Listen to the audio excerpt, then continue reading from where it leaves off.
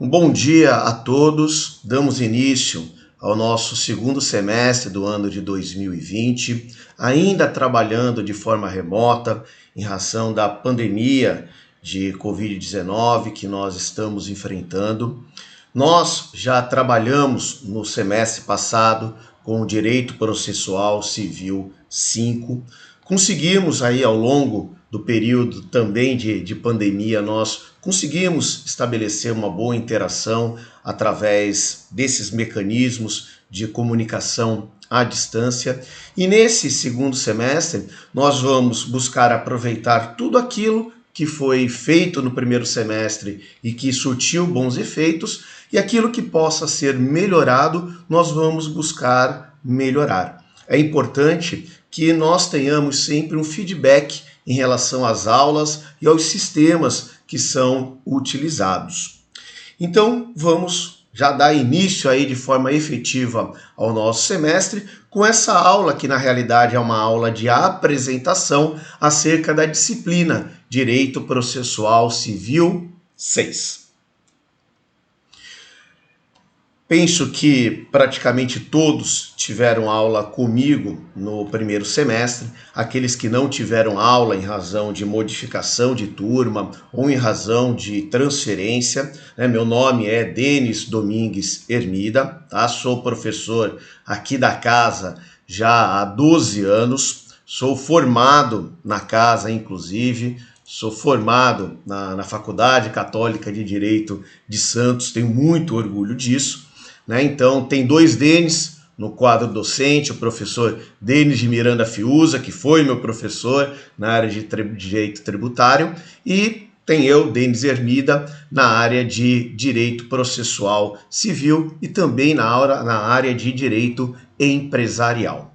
Os contatos que podem ser feitos comigo podem ser feitos além de durante as nossas aulas também. Se houver alguma dúvida mais efetiva fora da nossa aula, eu deixo à disposição de vocês o meu e-mail institucional, denisermida@unisantos.br. As turmas também, em razão do semestre passado, já têm acesso a mim através de grupos no WhatsApp. Aqueles alunos que não estão inseridos nesses grupos, por favor, informem, com o objetivo de nós fazermos com que, ou solicitarmos aos administradores que incluam esses alunos nos grupos de WhatsApp, razão pela qual nós temos aí vários meios de interação e vários meios de comunicação que nós vamos utilizar.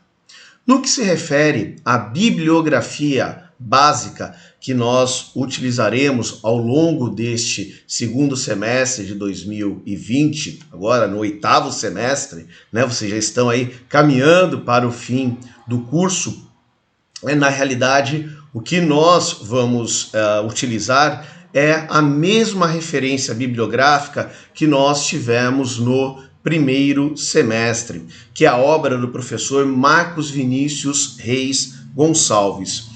O bom dessa obra é não só a concisão que é utilizada pelo autor no tocar, no desenvolver dos temas, como também essa obra ela se encontra devidamente atualizada na plataforma da Saraiva Digital, que os alunos têm acesso através do portal acadêmico da Unisantos. Então, o objetivo aqui é nós termos uma obra que seja eficaz aos nossos objetivos e que seja facilmente acessível a você, aluno. Então, nós manteremos essa referência principal e nós indicamos também a obra do professor Cássio Scarpinella Bueno, né, que é na realidade um comentário sobre o novo Código de Processo Civil, é o novo Código de Processo Civil anotado, que é um material que serve de referência, é um material muito bom. A realidade é que, como nós já verificamos no nosso semestre anterior, nós estamos trabalhando com um Código de Processo Civil ainda bastante recente, né? Então, que iniciou a sua vigência no ano de 2016. Há ainda várias dúvidas, alguns pontos em que a interpretação não foi fixada de forma definitiva, não foi cristalizada, não há várias matérias que ainda necessitam ser objeto de súmula ou de jurisprudência de cunho vinculatório, mas essa é a razão pela qual é interessante nós termos aí sempre uma obra que nos dê exatamente essa possibilidade de consultar artigos em específico, artigos em espécie. Então, no que se refere à bibliografia básica, nós não teremos nenhuma alteração em relação à estratégia que nós utilizamos no semestre passado. Sistema de avaliação. No que se refere ao sistema de avaliação, nós vamos ter aqui uma pequena variação, uma pequena diferença. Nós, no semestre passado, trabalhamos, na verdade nós iríamos, no início do semestre, trabalhar com 3 instrumentos, com 3 variáveis, que seria aquela atividade interdisciplinar, a prova 1 e a prova 2. Com a pandemia, a atividade interdisciplinar ela foi suspensa no semestre passado e nós mantínhamos no semestre passado uma prova 1 valendo 3 e uma prova 2 valendo 7. Nós, nesse semestre, também não teremos a atividade complementar, interdisciplinar, nós não teremos esse instrumento de avaliação, razão pela qual o nosso sistema ele vai ter somente 2 variáveis, a variável prova 1 e a variável prova 2. A prova 1 ela vai ser aplicada em término de setembro, início de outubro e vai valer 5. Essa prova que valia 3 no semestre passado, ela passa a valer 5. E vamos ter uma prova 2, né, a nossa segunda prova, que vai ser aplicada logo no início de dezembro, de preferência na primeira semana de dezembro, e também terá valor 5.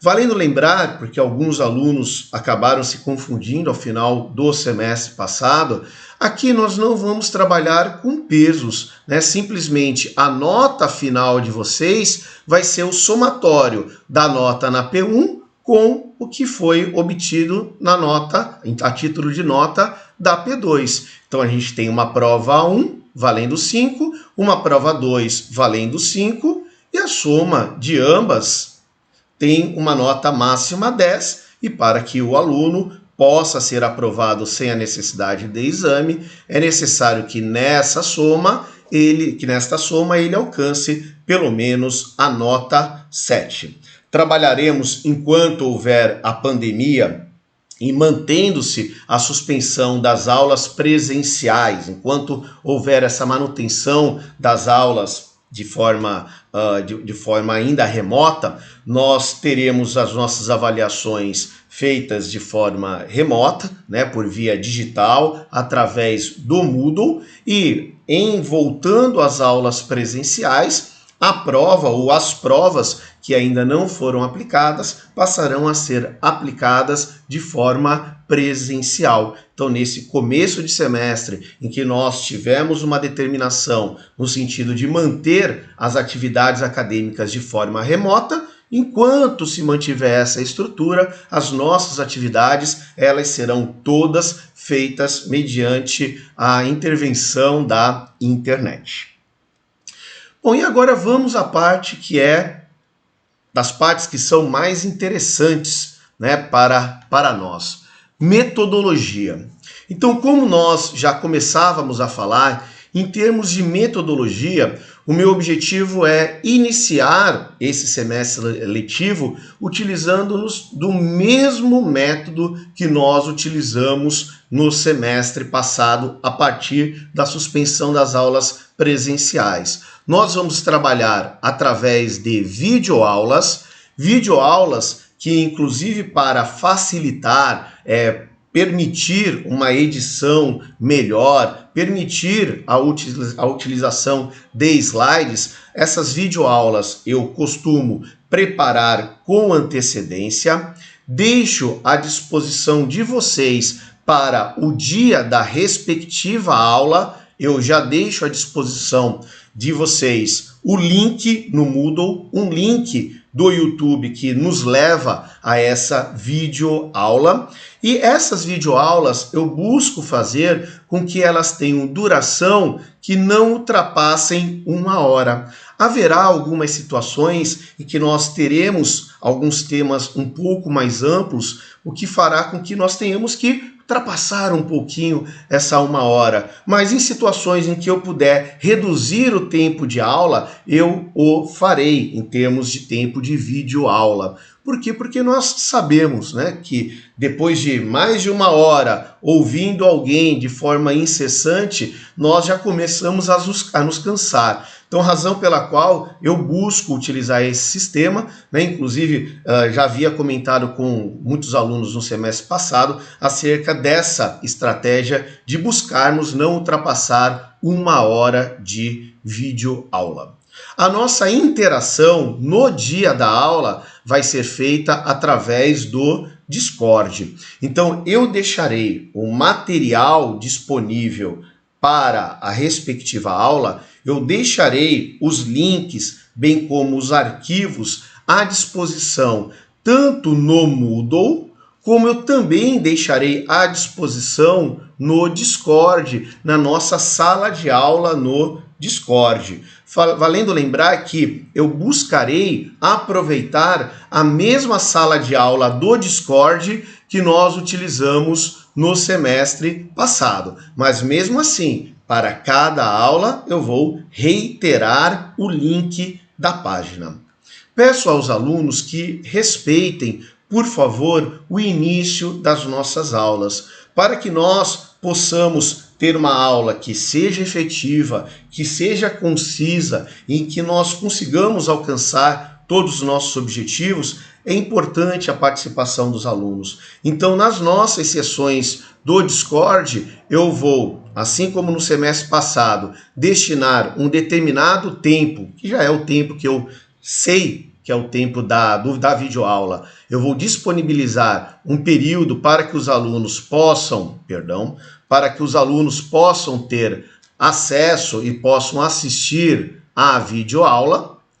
E, ao término desse tempo, nós teremos a fase de perguntas, a fase de debates. Na aula de hoje, em específico, como não é uma aula efetiva de conteúdo temático, a aula de hoje ela não terá essa fase de perguntas e debates de forma específica acerca de uma matéria, né, acerca de um tema. Pode sim existir pergunta acerca desses pontos que nós abordamos hoje: bibliografia, sistema de avaliação, metodologia.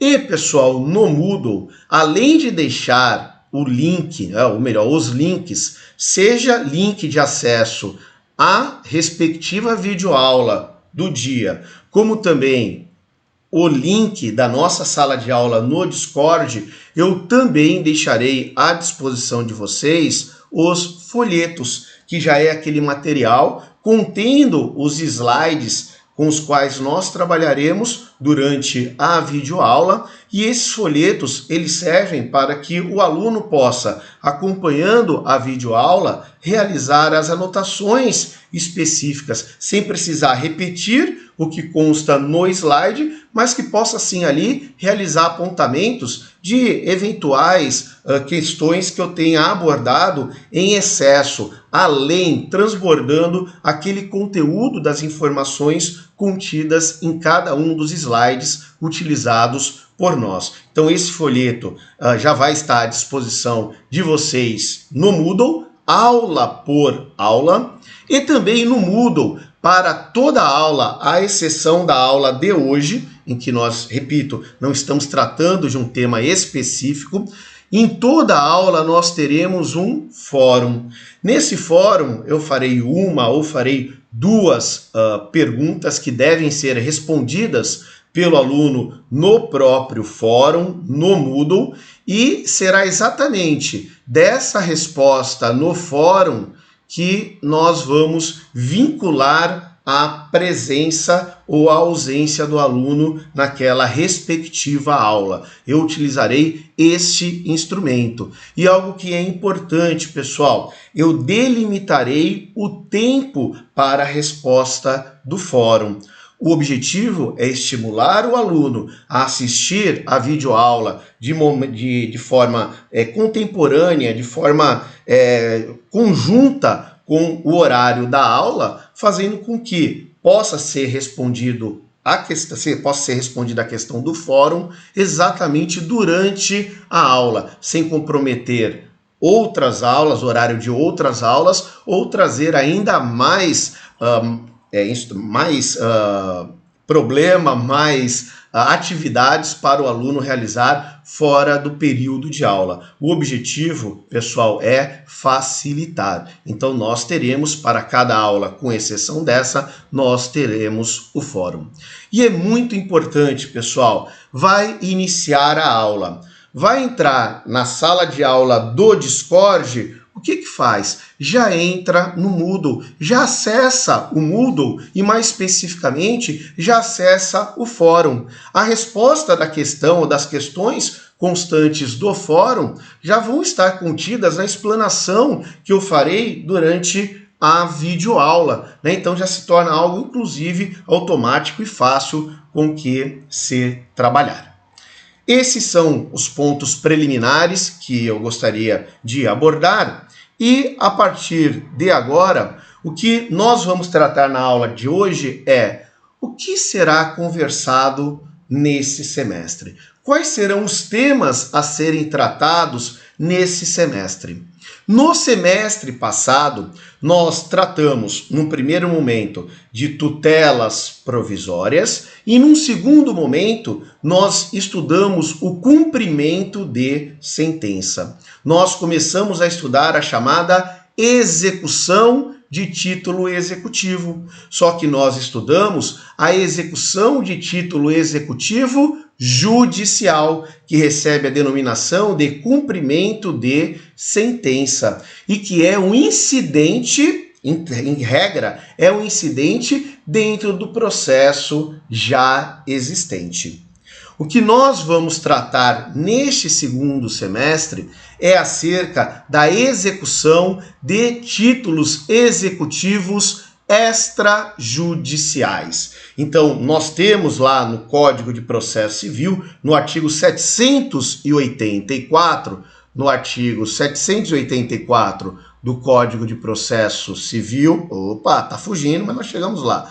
No artigo 784 do Código de Processo Civil, nós temos o rol de títulos executivos extrajudiciais, rol esse que não é taxativo, porque outros dispositivos de lei também podem criar outros títulos executivos judiciais, e nós vamos estudar exatamente como é que se realiza a execução de um título executivo extrajudicial. Nós vamos estudar o processo de execução de título executivo extrajudicial. Nós vamos, num primeiro momento, retomar um pouquinho a ideia de título executivo, o que é título executivo, o que é um título executivo judicial, o que é um título executivo extrajudicial, e vamos estudar item por item, hipótese por hipótese do artigo 784 do Código de Processo Civil, isto é, nós vamos estudar título executivo extrajudicial por título executivo extrajudicial, apontando inclusive quais são os requisitos de cada um. Num segundo momento, nós vamos estudar a responsabilidade patrimonial, tema que é abordado pelo Código de Processo Civil nos artigos 789 a 796. Então, um título executivo extrajudicial, ele é exigível e ele já se venceu e ele foi inadimplido, ele não foi pago. Bom, os bens de quem podem ser atingidos com o objetivo de se ter uma solução do pagamento desse título executivo extrajudicial? Será que é somente os bens, o patrimônio daquele que efetivamente participou da produção do título executivo extrajudicial na figura de devedor? Será que um sucessor empresarial ele vai se responsabilizar? Será que eventualmente um herdeiro vai se responsabilizar por dívidas de cujos do falecido em razão de um título executivo extrajudicial? Então nós vamos estudar todos esses elementos de responsabilidade patrimonial. Vamos também estudar, pessoal, ainda dentro dessa questão relacionada à responsabilidade, nós vamos estudar a desconsideração da personalidade jurídica.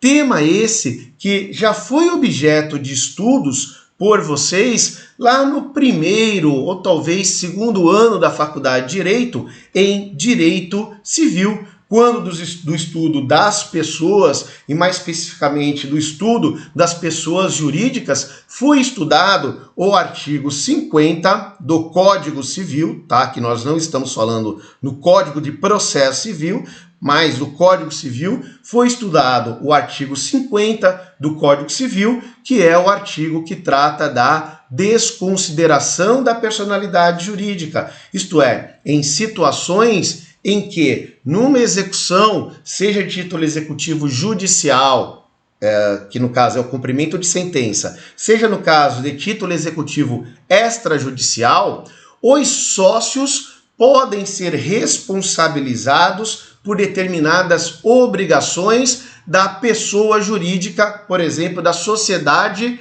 da qual ele faz parte. Então, essas situações, como o abuso do direito de personalidade, a confusão patrimonial, na verdade, essas hipóteses de desconsideração da personalidade jurídica serão estudadas por nós, e aqui, pessoal, vale um destaque. Nós tivemos no ano passado, em 2019, uma alteração bastante importante nesse artigo 50 do Código Civil. Com a medida provisória, então denominada medida provisória da liberdade econômica, que foi transformada em lei, que foi convertida em lei, na realidade, essa medida provisória que depois foi convertida em lei, modificou a redação do artigo 50 do Código Civil, fazendo com que se torne um pouco mais difícil se ter uma situação concreta de desconsideração da personalidade jurídica. Então esse é um tópico que não adianta simplesmente eu falar para vocês, olha, vocês já estudaram isso em Direito Civil e ponto final. Não, nós vamos revisitar esse tema já abordando essas modificações que aconteceram. E é bastante importante, pessoal, nós também, aqui, apesar de ser uma aula introdutória, nós percebemos algumas características, né, da forma de produção de leis no nosso país.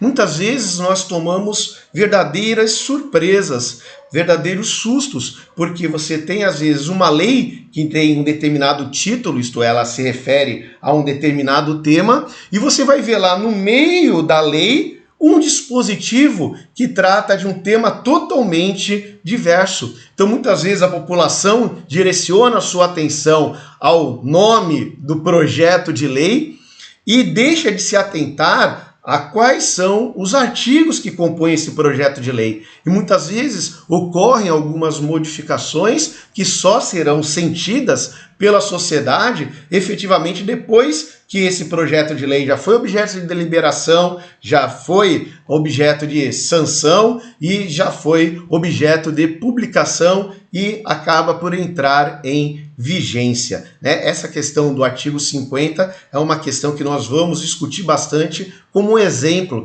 dessa forma de legislar, digamos assim. Prosseguindo, pessoal, nós vamos, num terceiro ponto, nós vamos estudar os bens sujeitos à execução. Vejam, senhores, que no semestre passado, quando nós estudamos a execução de título executivo judicial, nós estudamos o cumprimento de sentença, nós falamos que, olha, existe um prazo de 15 dias para o cumprimento voluntário do quanto imposto no cumprimento de sentença, do quanto imposto no título executivo judicial, sendo certo que, depois desse prazo, corre o período de impugnação ao cumprimento de sentença, podendo ser realizada a penhora de bens. Só que nós não dissemos, não conversamos, não tratamos no semestre passado acerca de como é realizada a penhora, quais são os bens que podem ser penhorados e quais bens são impenhoráveis. Nós não conversamos nem mesmo de uma forma mais efetiva sobre o conceito de penhora. Por quê? Porque isso é uma parte em comum, tanto da execução de título executivo judicial, cumprimento de sentença, quanto da execução de título executivo judicial. Lê-se aí a execução de título executivo extrajudicial. E toda essa temática da penhora e posteriormente da expropriação, isto é, da transferência desse bem penhorado do patrimônio do devedor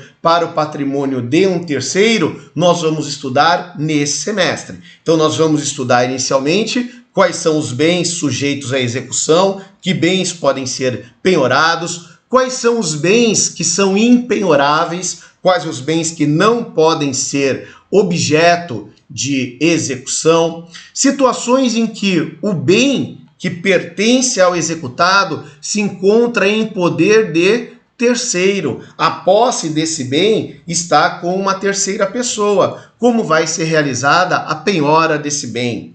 Bens do cônjuge ou companheiro. Será que o cônjuge ou companheiro vai responsabilizar-se por execuções promovidas em face do outro cônjuge ou do outro companheiro? São questões que nós vamos responder nesse semestre. Vamos estudar também algo extremamente importante previsto no artigo 792 do Código de Processo Civil. Esse artigo 792 do CPC trata da figura da fraude de execução.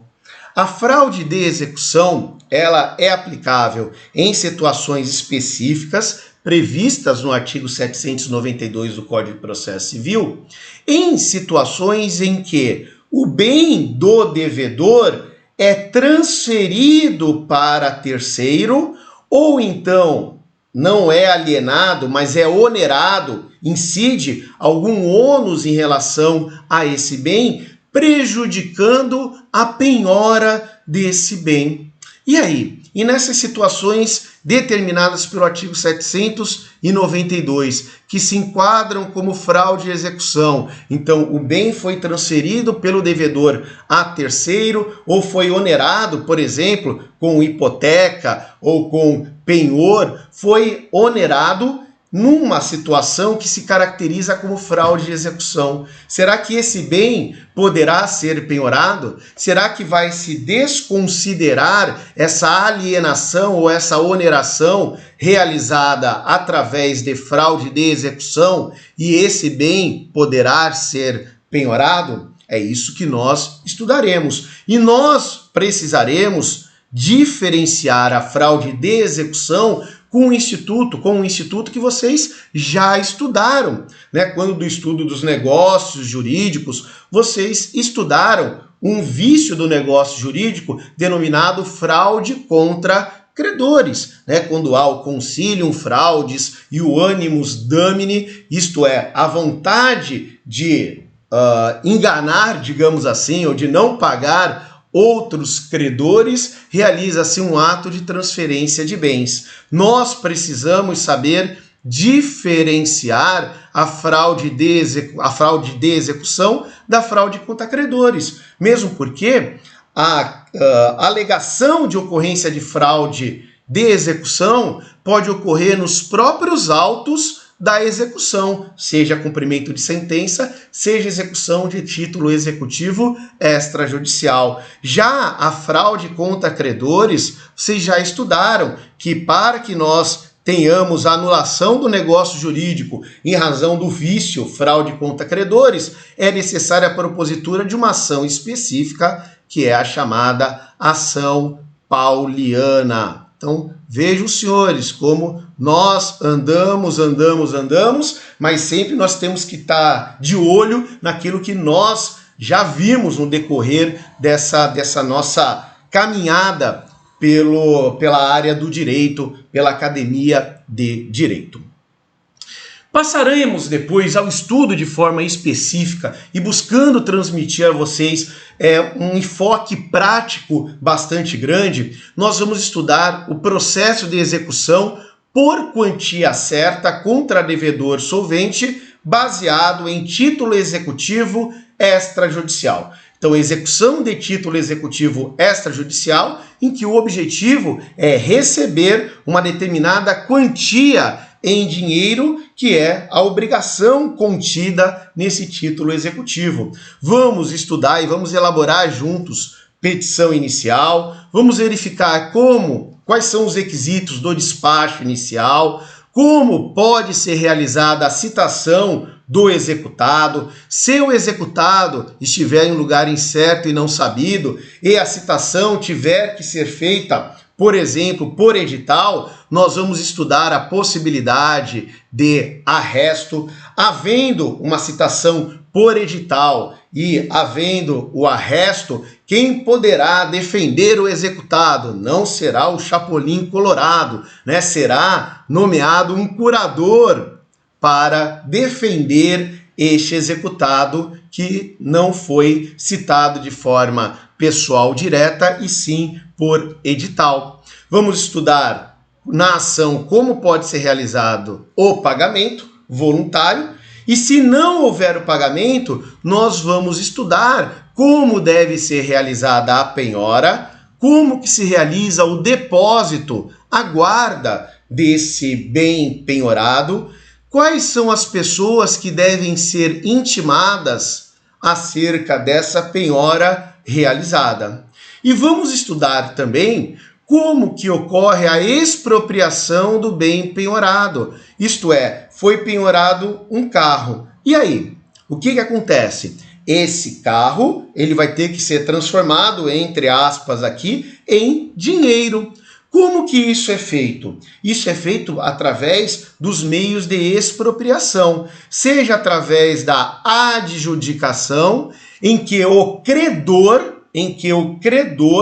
ele se propõe a ficar com esse bem, a transferir esse bem para a sua propriedade mediante o valor de avaliação desse bem.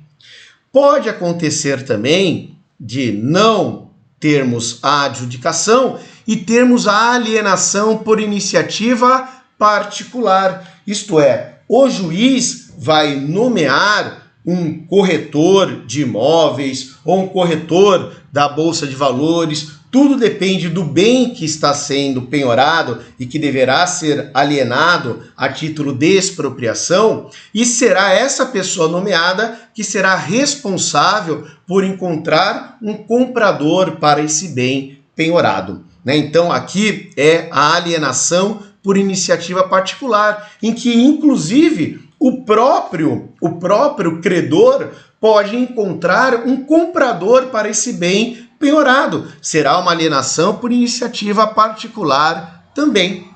E nós podemos ter algo que é o mais comum de acontecer, que é a alienação em leilão judicial. É nomeado um leiloeiro pelo juiz e é esse leiloeiro, em sessões de leilão que serão de preferência sessões não presenciais, e sim sessões telepresenciais através da internet, através de portais na internet, ou pode ser uma alienação em leilão judicial presencial, em que em determinado local somente determinadas pessoas podem, só as pessoas que se encontram naquele ambiente vão poder participar desse leilão. Nós vamos estudar isso tudo a miúde. Vamos estudar tudo isso com detalhes.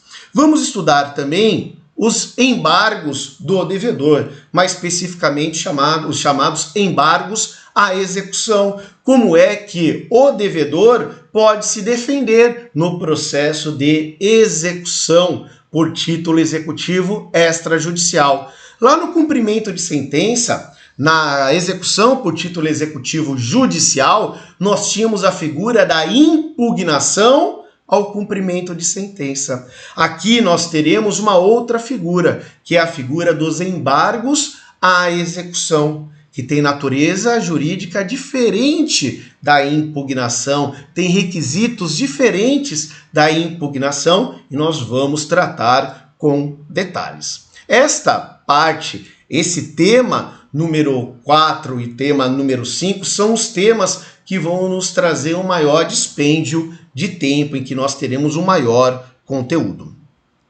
Vamos também estudar o processo de execução para entrega de coisa, com base em título executivo extrajudicial, como funciona a execução de título executivo extrajudicial quando o objeto do título executivo é a obrigação de entregar uma coisa, é uma obrigação de dar. Como é que funcionará, ou qual será o procedimento desse processo de execução?